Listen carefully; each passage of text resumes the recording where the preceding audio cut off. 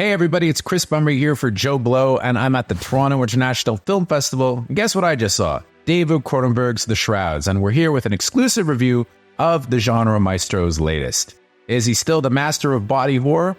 Well, that's what we're going to talk about right now. In this one, a prominent businessman played by Vlcek is grieving over the death of his wife and invents a company called Tech, where corpses are wrapped in technologically enhanced burial shrouds that allow family members to monitor the decaying bodies of their loved ones in real time. So, you listen to that plot, you might be saying one thing to yourself. Huh? And yeah, I mean, it's a David Cronenberg movie. Wouldn't it be strange if there was a David Cronenberg movie where you didn't say, huh, to yourself at least once or twice? I don't know if I want to see that David Cronenberg movie, frankly. And The Shrouds is a Cronenberg film through and through. Some are going to love it, some are going to hate it, some are going to be somewhat in the middle, which is where I have to say, I kind of am on this one. So The Shrouds has enough ultra-weird imagery and kinky moments to make it perhaps Cronenberg's strangest film since Crash way back in 1996. But I think it's saying something about the times that we live in, where when Crash came out in 1996, I mean, it was basically almost picketed at movie theaters and didn't come out in North America for a long, long time because, well, theater owners were afraid of it. The Shrouds, by contrast, is being met with a really muted reception. I think if this movie had come out in 1996, people wouldn't have known what to make of it, but watching it nowadays, it almost seems quaint, right? Especially at a festival where the substance is playing, which out-body horrors the maestro. Now, truth be told, The Shrouds isn't necessarily a strictly body horror movie. I don't know if I'd even define Shrouds as particularly genre.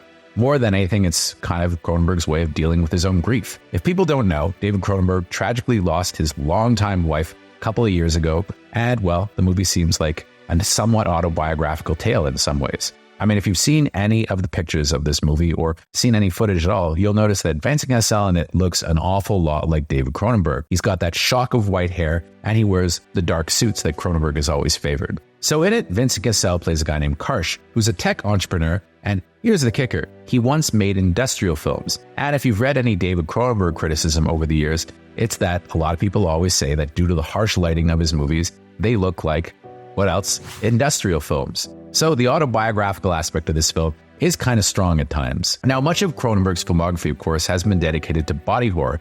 And while that term does not totally apply to The Shrouds, it is still preoccupied with the body and the way it's mutilated through illness. Karsh's wife, Becca, played by Diane Kruger in the film, has an aggressive form of cancer that's led to multiple amputations. And it's something that Karsh, in a very Cronenbergian twist, is both tortured and somewhat aroused by. Yes, this is kind of a strange movie at times, and like I said, very kinky. Notably, he keeps talking about how he lost her body, with him harboring paranoia about the doctor who treated her and performed the amputations. He's preoccupied with the fact that others got to be the last ones to be with the parts of her body that were taken away, and one of the reasons he presumably uses Tech is so that he can be the only one with any sense of control over her corpse. Psychologically, as I said, this is a very complex and provocative work, but it seems like Cronenberg is using the movie to get through some stuff, and if that's the case, good for him. One thing worth noting is that Cassell never plays Karsh as weird, and in fact, in the film, he's shown to have desperately loved his wife, so in some ways, it is kind of a love story, and that also makes it a very sad movie, if you know what Cronenberg himself has had to go through lately. In the movie, he has issues connecting with other women since his wife died. In a very darkly comedic moment early on in the film, he takes his blind date to see his wife's grave, which contains a video screen showing her corpse's decay in 8K resolution. As the film goes on, a very complicated plot develops where several Tech plots are vandalized and the corpses seem to be growing nodes on their bones, which may have something to do with the Chinese tech behind the Shrouds. Seeds of paranoia are planted by Karsh's former brother-in-law, Guy Pearce's Maury, who calls himself Karsh's brother in grief after his wife Terry, who's also played by Diane Kruger, leaves him. Now, The Shrouds is kind of a hard film to describe in that it's not exactly horror, it's not exactly sci-fi, and it's not exactly a thriller, but it has elements of all three baked in. But more than anything, it's actually kind of a dark comedy with some very bleakly humorous moments that had me laughing, even if it was somewhat uncomfortably.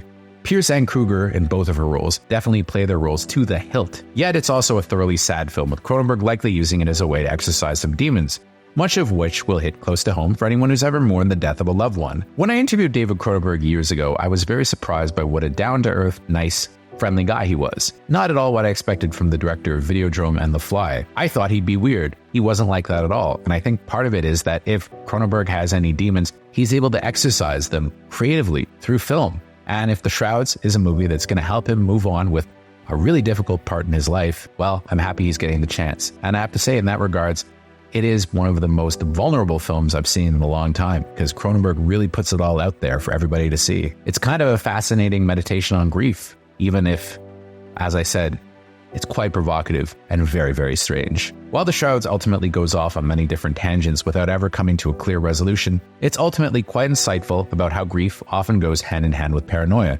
As such, it hits surprisingly hard by the time the credits roll. Look, this isn't going to be a film for everybody, but I have to say this. At times, I've found some of Cronenberg's more recent work kind of tedious. Yes, he occasionally makes a movie that I absolutely love, but it's been a while, probably since about Eastern Promises, that he's made a movie that I was absolutely riveted by. I'm not saying that The Shrouds is some kind of major comeback for him, but Crimes of the Future I found quite a tedious film and a bit of a chore to sit through.